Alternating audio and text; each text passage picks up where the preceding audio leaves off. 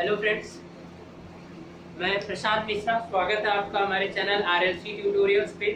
देखिए, ये आपकी मशीन की लेक्चर नंबर 34 की बात हो रही है, यानी मशीन की लेक्चर है आपकी लेक्चर नंबर 34। ठीक है। आज जो हम डिस्कस करने वाले हैं इसमें आपके कुछ पॉइंट्स, पिछला लेक्चर जो हमारा था, अगर उस लेक्चर की बात करते हैं तो उसमें हमने देखा था कि आर्मेचर रिएक्शन को इम्प्रूव करने के लिए आपके पास क्या क्या मेथड्स हैं। How you can improve the process of commutation in a DC machine.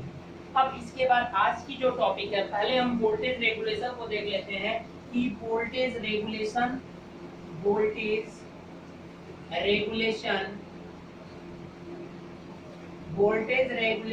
In DC machine. ठीक है।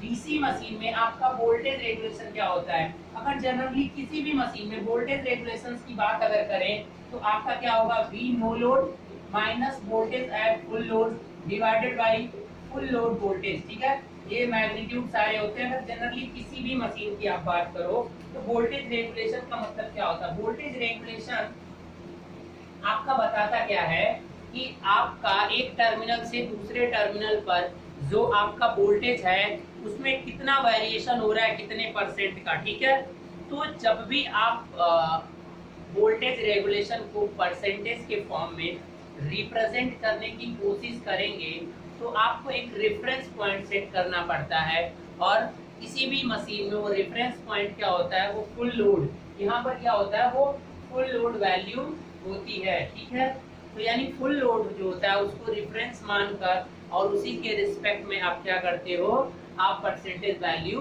कैलकुलेट करते हो। तो इट मींस आपका वोल्टेज रेगुलेशन क्या है कि वेरिएशन, आपका एक वेरिएशन है कि चेंज जब आपने लो लोड पर जो वोल्टेज था और जब आपने लोड को कनेक्ट किया तो उस समय आपके टर्मिनल वोल्टेज पे कितना वोल्टेज आपका डिक्रीज हो गया। सपोज दैट कि ये आपका कोई पॉइंट था, बस था, जब यहाँ पर नो लोड था, जब ये नो लोड था तो मान लीजिए कि यहाँ पर वोल्टेज क्या था, V था। अब अगर मैंने इस पे क्या कर दिया, एक लोड को कनेक्ट कर दिया तो क्या होगा कि इसका वोल्टेज क्या हो सकता है, मान लो घट गया, या इंक्रीज हो सकता है, डिक्रीज हो सकता है। तो मान लो घट के क्या, मान लो वो चेंज हो गया, बस अब V2 हो गया। तो जो ये चेंज हो रहा है वोल्टेज रेगुलेशन वही है, मतलब V माइनस V2।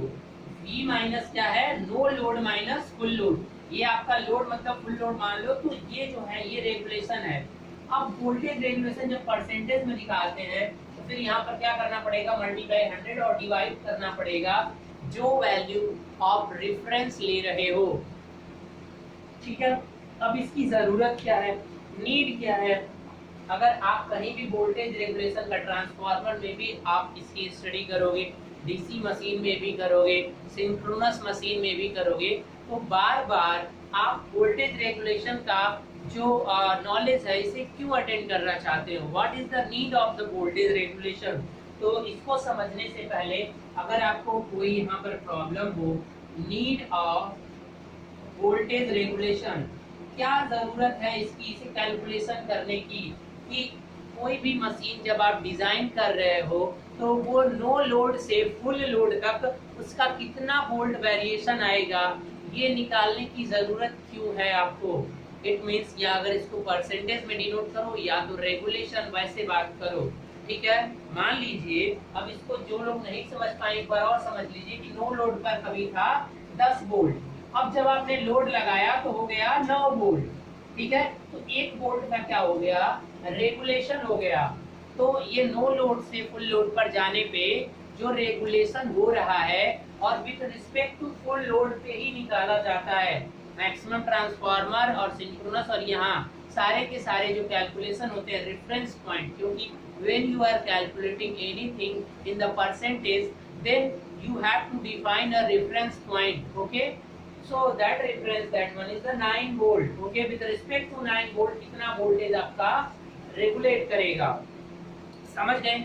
इसकी जरूरत क्या है, इसकी जरूरत को समझने के लिए चलिए समझते हैं जरा।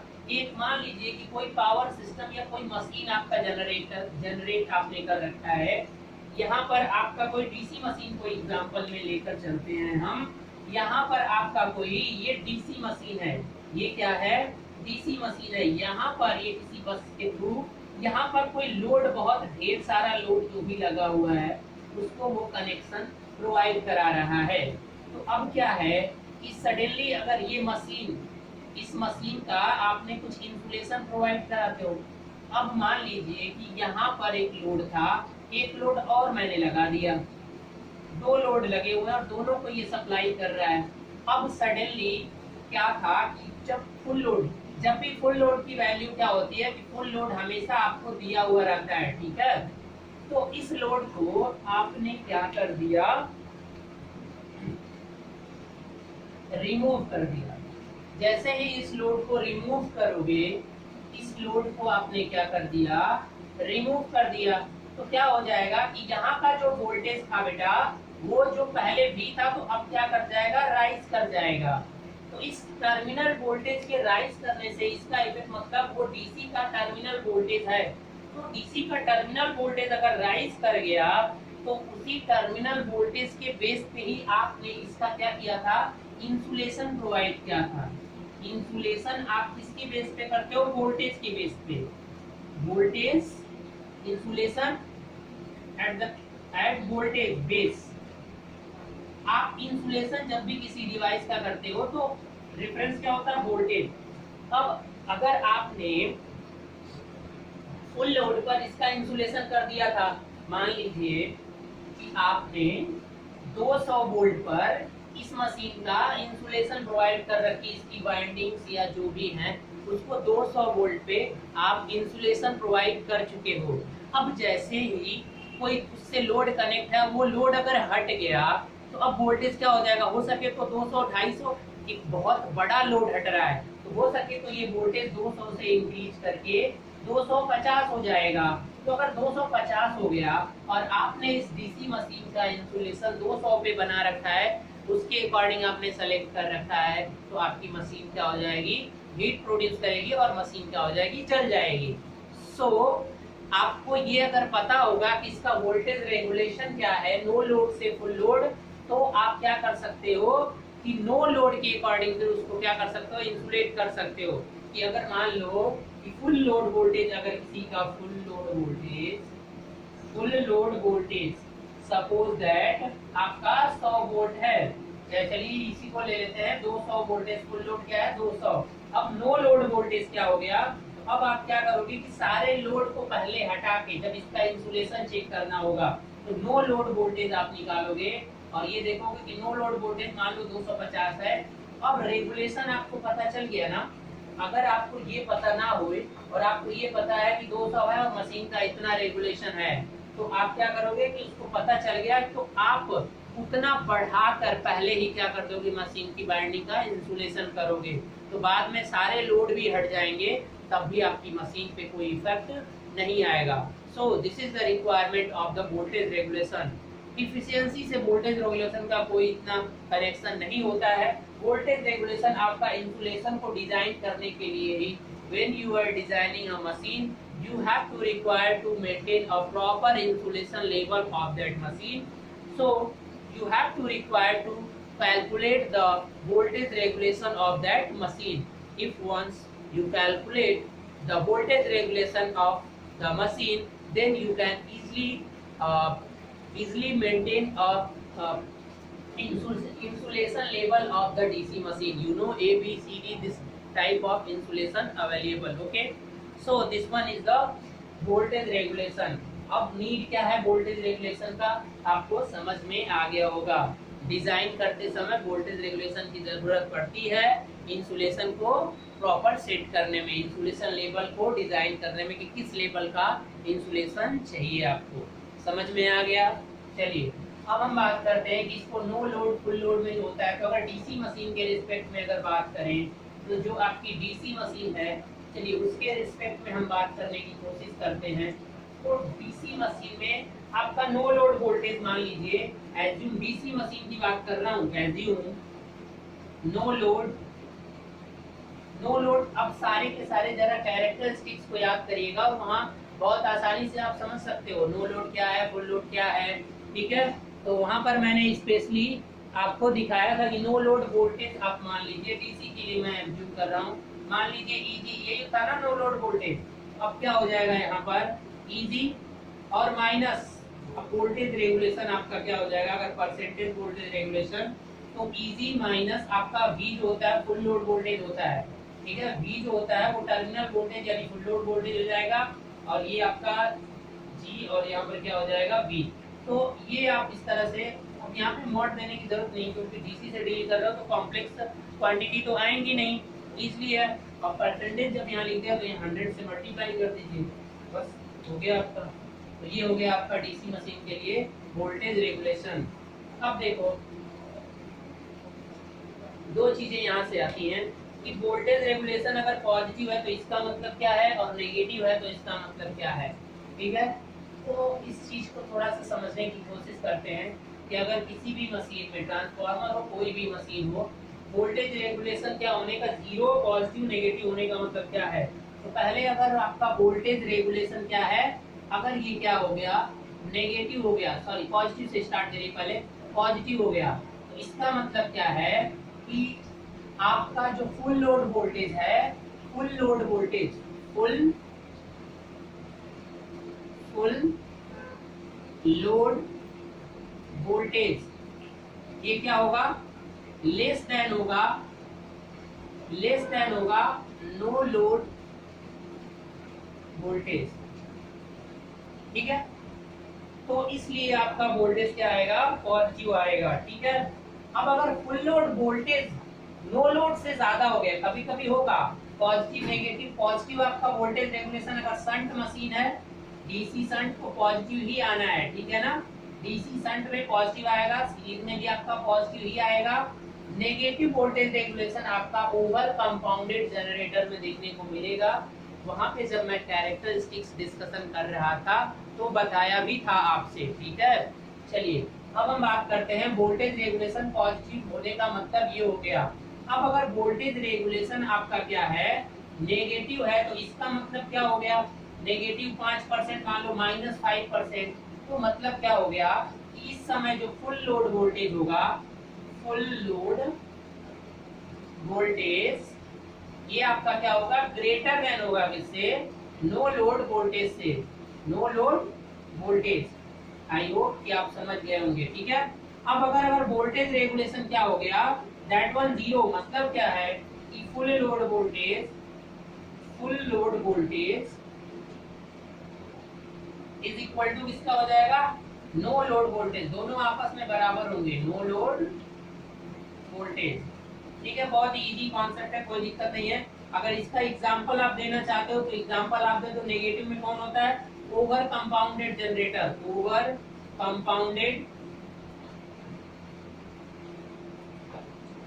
कंपाउंडेड जनरेटर, इसका आपको कैरेक्टरिस्टिक्स बताया था। और इसका क्या हो जाएगा, फ्लैट कंपाउंड, ठीक है। और यहाँ पर शंट के साथ साथ सीरीज भी आ जाएगा और अंडर कंपाउंड, ठीक है। ये सारे जो होते हैं इनका वोल्टेज रेगुलेशन इस तरह से नेगेटिव होता है। तो आप ये भी टॉपिक देख लेना, कभी कभी 1 मार्क्स के क्वेश्चन आते हैं, ये कोई याद करने की नहीं है, आप बस लॉजिकली समझ सकते हो। तो आई होप आप समझ गए होंगे कि वोल्टेज रेगुलेशन किस तरह से मशीन में हेल्पफुल होते हैं, ठीक है। चलिए अब हम आ जाते हैं कि पैरेलल कनेक्शन ऑफ मशीन्स। तो दूसरा टॉपिक आज का है आपका, ये बहुत छोटा सा टॉपिक था, इसके बारे में ज्यादा डिस्कस नहीं करना था। पीछे भी मैंने वोल्टेज रेगुलेशन का डिस्कशन कर दिया था जब मैं कैरेक्टरिस्टिक्स पढ़ा रहा था। तो अब है parallel operation of DC machines, parallel operation of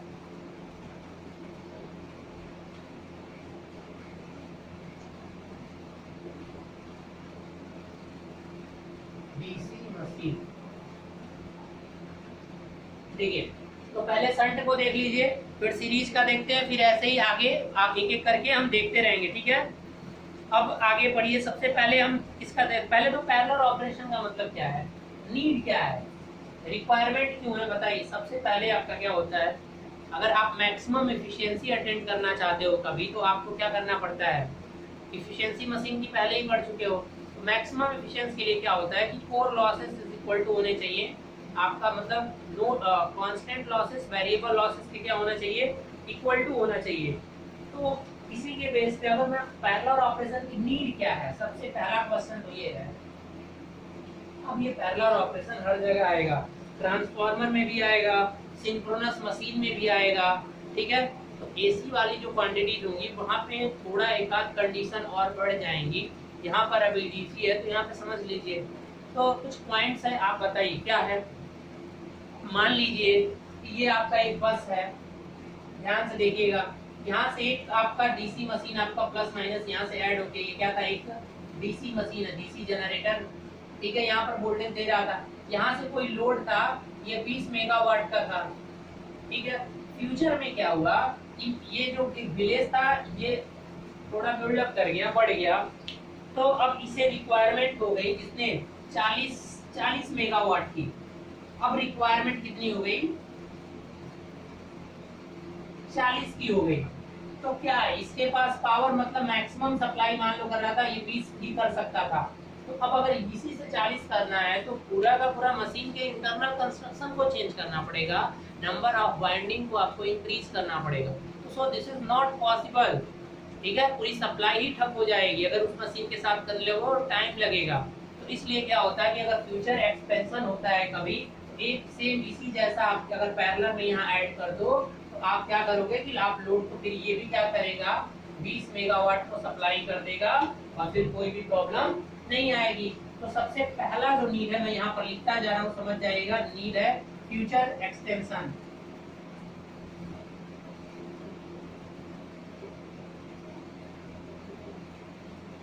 ठीक है, फ्यूचर में अगर लोड को एक्सपेंशन करना है तो पैरेलल ऑपरेशन वहां पर क्या करता है, हेल्प करता है। और दूसरी बात कि जब पैरेलल में जो डिवाइसेस ऐड की जाती है तो रिलायबिलिटी, मतलब अगर एक डिवाइसेस यहाँ पर सारा लोड एक मान लो क्या है कि पूरा का पूरा लोड अगर एक आदमी यहाँ पर देख रहा है तो उसके जो लाइफ टाइम होगी वो उसकी घट जाती है। लेकिन अगर पैरेलल कॉम्बिनेशन करके अगर बहुत सारे आपके जनरेटर्स आपने सीरीज में लगा दिया है तो उसकी आपकी लाइफ टाइम बढ़ जाएगी, ठीक है। Probability life time with respect, probability with respect to time, that is known as reliability.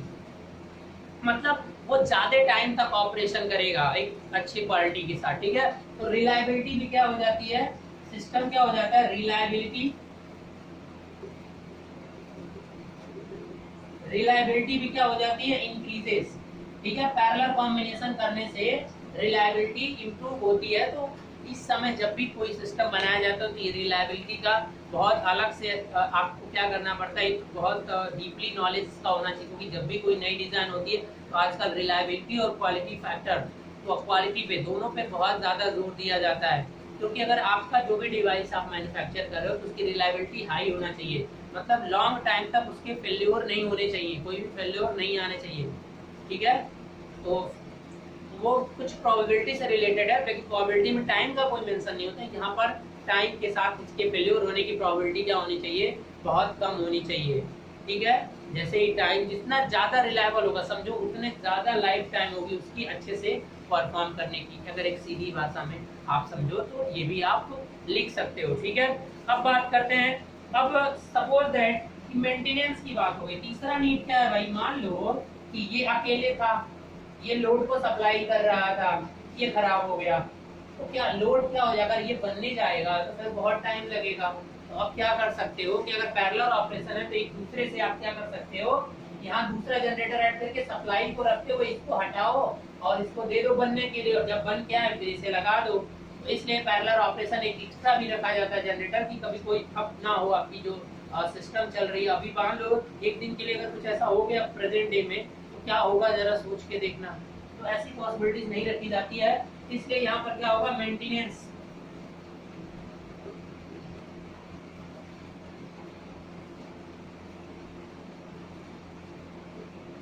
Maintenance and repairing.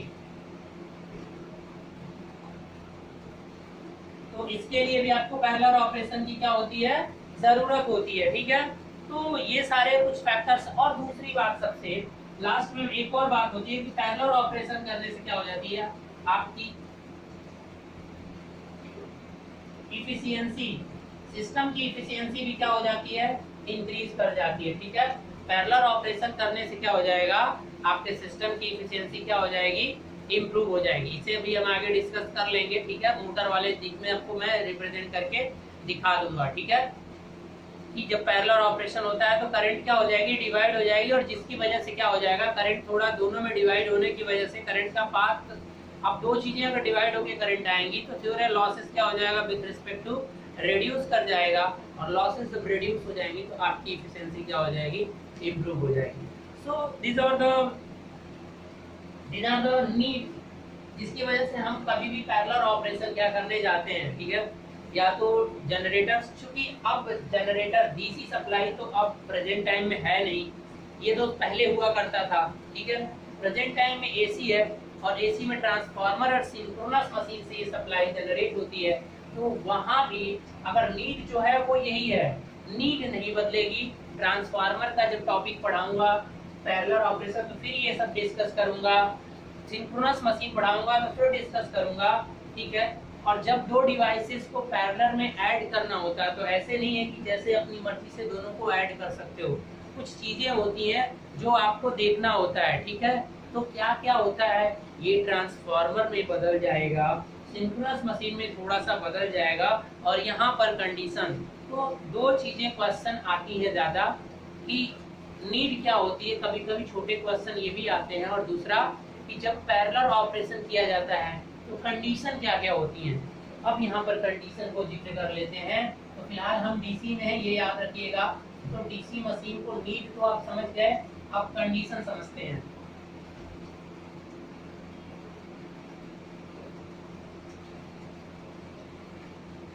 ठीक है, ये एसेंशियल कंडीशंस हैं जो कि ये फुलफिल होने चाहिए।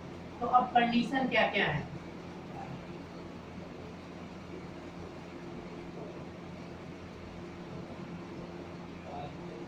ठीक है।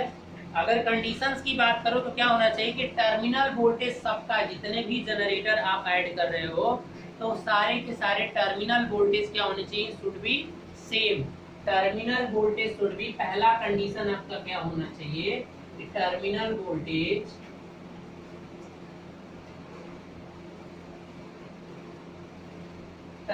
Voltage should be same for each generator।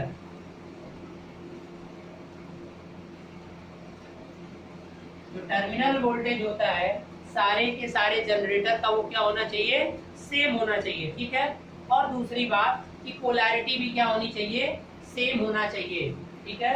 और दूसरी कंडीशन यहाँ पर आएगी, polarity should be same, polarity should be same. बस ये दो, यहाँ पर बस दो ही रहेंगी डीसी मशीन के लिए, ठीक है। दो ये एसेंशियल कंडीशन है, ठीक है, दो एसेंशियल है। अब इसके बाद और भी कुछ कंडीशंस हैं कि जैसे वोल्टेज रेगुलेशन क्या होना चाहिए, शुड बी सेम होना चाहिए। मतलब क्या है कि टर्मिनल वोल्टेज कैरेक्टरिस्टिक सेम होना चाहिए। तीसरा, ये दो तो एसेंशियल हो गई। अब तीसरा कंडीशन क्या है कि कैरेक्टरिस्टिक्स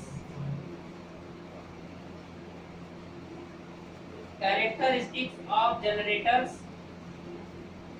सेम, या तो मतलब क्या सकते हो, इसी को अलग लैंग्वेज में लिखो, voltage regulation should be same, ठीक है। ऐसा नहीं भी है तभी पैरेलल ऑपरेशन हो सकता है, ठीक है। कुछ आपको थोड़ा सा एफिशिएंसी की प्रॉब्लम आएगी, ठीक है, क्योंकि सर्कुलेटिंग करंट फ्लो होगा, ठीक है। बस एफिशिएंसी कुछ मतलब लेस हो जाएगी, ठीक है। और लास्ट है आपका प्राइम मूवर। प्राइम मूवर की जो कैरेक्टरिस्टिक्स है वो भी क्या होनी चाहिए, सेम होनी चाहिए।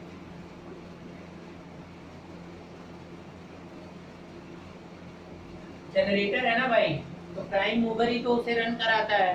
तो प्राइम मूवर की जो कैरेक्टरिस्टिक्स है, प्राइम मूवर कैरेक्टरिस्टिक्स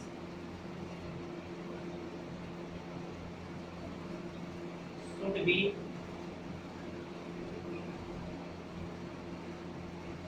सेम।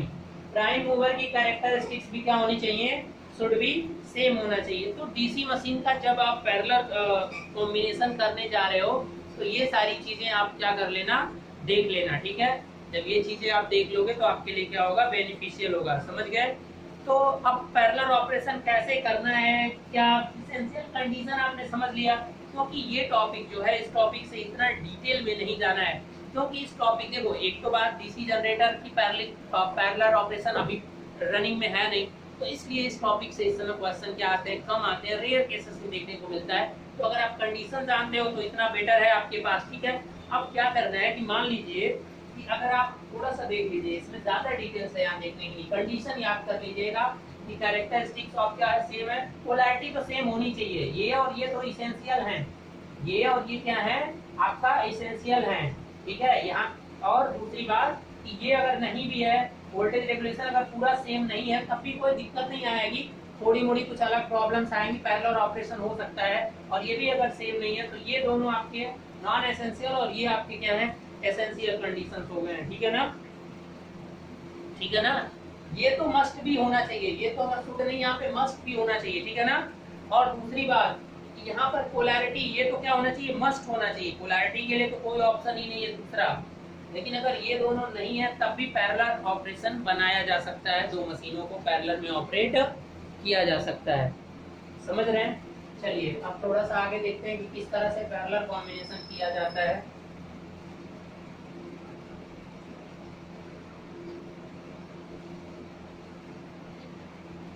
देखिए मान लीजिए कि ये कोई पैरेलल लाइन है, यहाँ पर बहुत सारे, यहाँ से लोड को कनेक्ट करना है, एक जनरेटर आपने यहाँ पर क्या कर दिया, ऐड कर दिया। जनरेटर को कैसे दिखाते हो, इसी तरह से दिखाते हो ना, कोई जनरेटर मान सेपरेटली एक्साइटेड ले लो, तो ये क्या करोगे, इसको यहाँ पर एक पॉइंट प्लस बनाओगे और एक पॉइंट क्या करोगे, यहाँ पर ऐड करोगे। तो जिस पोलैरिटी में ये ऐड था, अगर ये पॉजिटिव वाला ये नेगेटिव, यानी ये पॉजिटिव और ये नेगेटिव हो गया, तो दूसरा जब जनरेटर आप लोगे तो पहली बात की क्या है कि इसका टर्मिनल वोल्टेज मान लो यहाँ पर भी है, ठीक है, तो इसका जो टर्मिनल वोल्टेज यहाँ से निकलेगा वो भी क्या होना चाहिए, यहाँ पर क्या करोगे, एक वोल्टमीटर लगाओ और उस वोल्टमीटर से चेक करोगे जो ये टर्मिनल वोल्टेज था वही टर्मिनल वोल्टेज इसका होना चाहिए, वोल्टमीटर आपको बताएगा, तब आप इसको कनेक्ट करोगे। और ये पॉजिटिव वाला है तो इसको भी यहाँ कनेक्ट होना चाहिए, और ये बाहर पोलैरिटी, अब ये नहीं कि इसको इसमें कनेक्ट कर दो और इसको फिर यहाँ पर, डेड शॉर्ट सर्किट हो जाएगा। यही आपका पोलैरिटी शुड भी सेम होना चाहिए, अगर इसका पॉजिटिव है तो इसका भी पॉजिटिव आपका सेम होना चाहिए, ठीक है। प्राइम मूवर, ये यहाँ पर पता है कि एक प्राइम मूवर इसको भी रन करा रहा होगा इधर, और इधर से भी प्राइम मूवर लगा होगा इधर रन करा, इन दोनों की कैरेक्टरिस्टिक्स अगर proper, if you want to the proper parallel operation, then you have to maintain this prime mover, this is P and M, PM prime mover, and this have also prime mover, this both have the same characteristics.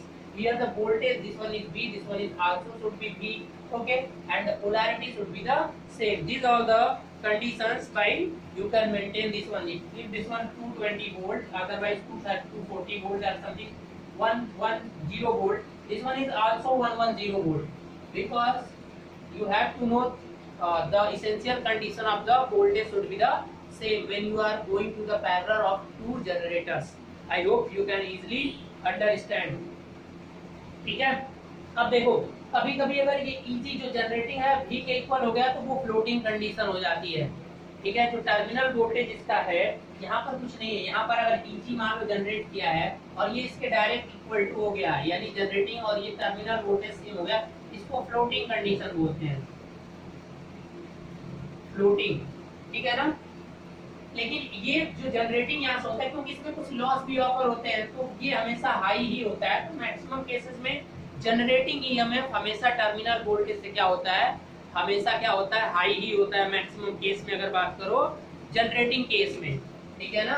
Generator के case, क्योंकि generator की बात करें, generator के case में easy हमेशा maximum V से क्या होता है, जनरेटर ही होता है। आपने देखा भी है अभी तक जनरेटर ही चल रहा है, तो जनरेटर ईजी हाई होता है और V क्या होता है, उससे कम होता है। तो आई होप कि आप ये चीजें तो समझ गए होंगे। अब इसे बहुत ज्यादा डिटेल से मैं एक्सप्लेन अभी है, बहुत डिटेल से करें तो चूंकि क्वेश्चन यहाँ से इतने नहीं बनने वाले हैं, तो अब सीधे चलिए अगर शंट और सीरीज को करना हो तो कैसे करेंगे। तो सबसे पहले तो शंट को करना है, शंट मोटर्स को, ये तो सेपरेटली एक्साइटेड था, तो शंट और सीरीज दोनों मोटर्स को भी आप पैरेलल में क्या कर सकते हो, कनेक्ट कर सकते हो। तो यहाँ से दो चीजें मुझे बस की पॉइंट बताना है, वो चीजें आप समझ जाए तो बेटर है, ज्यादा डिटेल से नहीं जाना है इसके अंदर। पैरेलल में ऑपरेशन करके आराम से चीजें कैसे मेंटेन करनी है, ये सब चीजें मैं बता दूंगा ना आपको, जब ट्रांसफार्मर पढ़ाऊंगा तो वहां पे डिटेल से पढ़ाऊंगा, ठीक है। एक चीज और, अगर संट हो, संट मोटर, ठीक है, आपका ये मोटर एक हो गया, एक आपका ये मोटर हो गया, इसी के पैरेलल में क्या कर दीजिए, एक दूसरा मोटर लगा दीजिए, और ये इसकी भी फील्ड कॉइल होगी कुछ इधर, कुछ इसकी भी फील्ड कॉइल होगी इधर, दोनों संट में है, कोई प्रॉब्लम नहीं है। और यहाँ से आप क्या कर दीजिए, इधर लगा दीजिए लोड को, हो गया ना दो का पैरेलल, यहाँ पर Eg1 और यहाँ पर Eg2, ठीक है। यहाँ पर RA आर्मेचर रेजिस्टेंस 2 मान लो, और इसका RA1 कर दो, यहाँ से जो करंट जाएगी I1 और यहाँ से I2। तो संट का है आराम से, क्योंकि संट जनरेटर का जो कैरेक्टरिस्टिक्स होता है वो ड्रूपिंग होता है। कैरेक्टरिस्टिक्स वाले में देख लेना, सीरीज का क्या होता है, राइजिंग कैरेक्टरिस्टिक्स होता है, और वहां भी डिस्कस किया था कि ऐसी मशीन जिनका राइजिंग कैरेक्टरिस्टिक्स होता है उनका पैरेलल ऑपरेशन क्या होता है, पॉसिबल नहीं होता है, ठीक है। तो ये आपका संट जनरेटर है। तो फील्ड कॉइल को अगर नहीं भी दिखाया जाएगा तो समझ लो कि संट है। क्लियर है, कोई डाउट? तो संट में अगर आप संट, ये मैं क्यों बता रहा हूँ, अब यहाँ से क्या लिख सकते हो, यहाँ का टर्मिनल वोल्टेज क्या हो गया V, इस एक बार इसको इक्वेशन लिख सकते हो, यहाँ से क्या हो जाएगा, Eg1 इज इक्वल टू हो जाएगा I1 और RA1 या R1 ही केवल लिख दिए होते, और प्लस क्या हो जाएगा V, और Eg2 कितना हो जाएगा, I2 RA2 armature resistance of second into V। और इसको सॉल्व करके कोई भी वैल्यू यहाँ पर पूछा होगा, आप इस तरह से न्यूमेरिकल सॉल्व कर सकते हो, ठीक है ना। I1 और I2 की वैल्यू यहाँ से निकाल सकते हो, I1 की और I2 की वैल्यू, कि कितना ये लोड को शेयर करेगा और कितना लोड ये शेयर करेगा। तो यहाँ से कितने लोड वो शेयर करेंगे वो आप निकाल सकते हैं, ठीक है ना, कोई डाउट?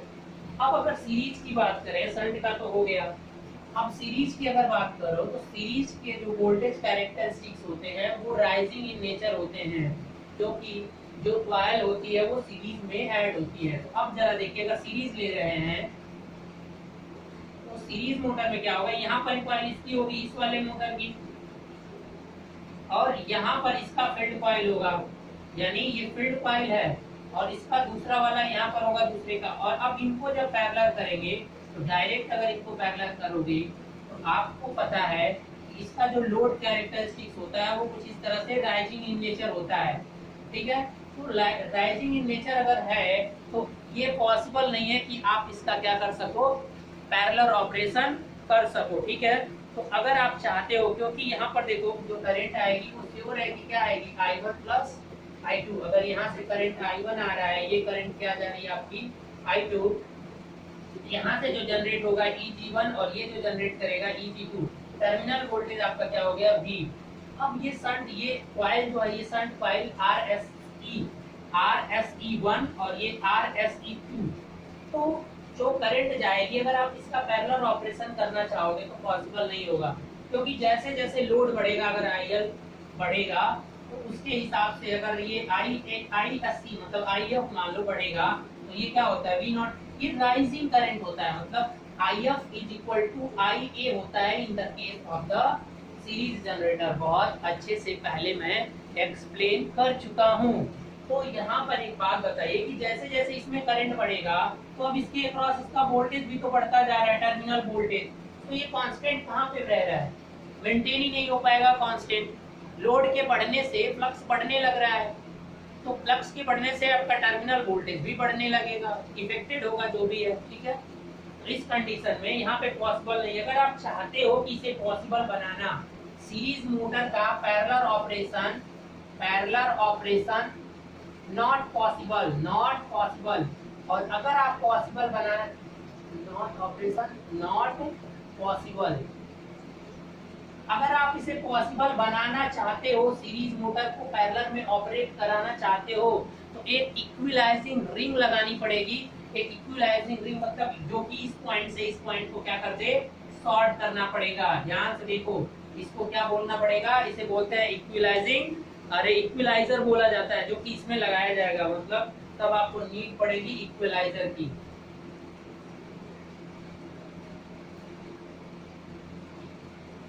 इक्विलाइजर रिंग लगेगा और तब जाकर आपका पैरेलल ऑपरेशन क्या हो जाएगा। देखो यहाँ पर डिस्कस मैं नहीं कर रहा हूँ पूरा डिटेल से, कैसा क्यों हो जाएगा, लेकिन जो क्वेश्चंस आते हैं वो मैंने कर दिया। मतलब इक्विलाइजर आपको लगेगा, इक्विलाइजर की जरूरत पड़ेगी आपको पैरेलल ऑपरेशन को रन कराने के लिए। जब ये इक्विलाइजर लग जाएगा तो अब ये यहाँ से शॉर्ट हो गया ना, और ये इधर शॉर्ट होगा, ये दो पैरेलल में हो गए। तो अब क्या है कि ये जो पोर्शन है जहाँ पे इंड्यूस ईएमएफ जनरेट हो रहा है वो इनसे अलग हो गया, ठीक है ना बेटा। तो इसलिए अब क्या है कि आसानी से आप इसे पैरेलल ऑपरेट करा सकते हो, ठीक है। तो इतना बस याद रखना, ड्यूरिंग लोड शेयरिंग में क्या कर देता है, बैलेंस कर लेता है, ठीक है ना, करंट को। अब क्या है, बस इतना तक ही रहने दीजिए। देखो एक और चीज यहाँ पर थोड़ा सा, तो अब एक क्वेश्चन देखिए, यहाँ से जो क्वेश्चन सिनेरियो में बता रहा हूँ कोई डीपली नहीं गया हूँ, जिसमें डीपली नहीं गया हूँ वो ट्रांसफार्मर में मैं जाऊंगा, ठीक है। अभी क्या है कि आपने देखा कि डीसी शंट मोटर का पैरेलल ऑपरेशन करना हो, हाँ आराम से हो सकता है, क्योंकि उसका जो कैरेक्टरिस्टिक्स होता है वो ड्रूपिंग इन नेचर होता है। क्यों ड्रूपिंग इन नेचर का मतलब, जैसे जैसे लोड बढ़ेगा तो टर्मिनल वोल्टेज क्या होता जाता है, घटता जाता है। यहाँ पर सीरीज में लोड बढ़ाओगे तो टर्मिनल वोल्टेज क्या होता जाता है, बढ़ता जाता है। ये आपका टर्मिनल वोल्टेज वाला है ये एक्सिस, ठीक है। तो इसलिए इसको बोलते हैं राइजिंग कैरेक्टरिस्टिक्स, और शंट में ऐसा नहीं होता है। तो जो राइजिंग नेचर होते हैं उसे डायरेक्टली उसका पैरेलल कॉम्बिनेशन नहीं बना सकते हैं। और सीरीज, इसलिए सीरीज मशीन का पैरेलल ऑपरेशन, सीरीज जनरेटर्स का, वैसे भी सीरीज जनरेटर आपके यूज नहीं होते हैं। सीरीज जनरेटर मैक्सिमम कहाँ पे यूज होते हैं, सीरीज जनरेटर मैक्सिमम आपका बूस्टर्स के फॉर्म में यूज होते हैं। पावर जनरेशन में सीरीज जनरेटर यूज ही नहीं होता था, पहले भी नहीं होता था जब डीसी सप्लाई रहती थी, ठीक है। लेकिन एक क्वेश्चन आते हैं कभी कभी, तो उसे मैंने डिस्कस कर दिया।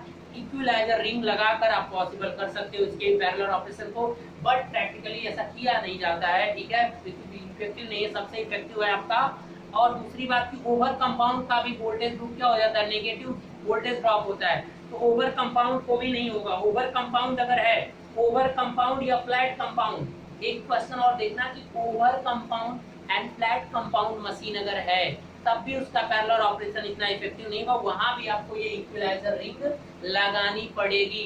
तो सबसे बेस्ट कौन सा है आपका पैरेलल ऑपरेशन के लिए, वो मैं बता दे रहा हूँ कि अगर आप पावर का जनरेशन करना चाहते हो डीसी और पैरेलल ऑपरेशन में मशीनों को रन करना, सबसे बेस्ट है आपके लिए अंडर कंपाउंड जनरेटर और डीसी शंट जनरेटर। इन्हीं दोनों को ज्यादा यूज कर जाता है, ठीक है। अब जो जितना ज्यादा ड्रूप करेगा, एक और चीज यहाँ पर मैं बता दे रहा हूँ लास्ट, और उसके बाद फिनिश करते हैं इसको, ठीक है।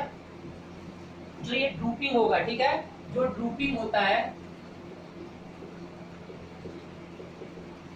ये इनवर्सली प्रोपोर्शनल होता है लोड शेयर। मतलब जिस जनरेटर का ड्रूपिंग कैरेक्टरिस्टिक्स जितना ज्यादा होगा, ठीक है, तो उसको उतना कम लोड शेयर करता है। एक चीज ये भी देखना, इसे भी कभी कभी क्वेश्चन पूछता है, और ये चीज आगे भी डिस्कस होगी, अभी टेंशन मत लेना। सिंक्रोनस मशीन में बहुत अच्छे से फिर से समझाऊंगा अभी, ठीक है। तो यहाँ पर भी वही चीज है। तो सबसे बेस्ट पैरेलल ऑपरेशन किस डीसी मशीन का है, अंडर कंपाउंडेड, या तो आप डीसी शंट जनरेटर को ले लीजिए, उन्हें सीरीज में पैरेलल ऑपरेशन बना दीजिए। क्यों बनाना है, कैसे बनाना है, क्या क्या कंडीशन मेंटेन करनी है, ये सब चीजें आपने देख लिया, ठीक है। तो गाइस अब यहाँ पर आपका जो जनरेटर वाला सेक्शन है वो एंड होता है। अब हम कल से स्टार्ट करेंगे आपका डीसी मोटर। तो डीसी मोटर में पहुंचने से पहले एक और चीज मैं आपको बताना चाहता हूँ कि उसका जो बेसिक प्रिंसिपल है वो हो चुका है, कंस्ट्रक्शन जो है वो हो चुका है, ठीक है। अब आर्मेचर रिएक्शन और कॉम्यूटेशन सेम होगा जो आपका पीछे हुआ था। आर्मेचर रिएक्शन में बस थोड़ा सा बदलाव हो जाएगा, तो उसे किसी टॉपिक के साथ ही कंप्लीट कर लेंगे।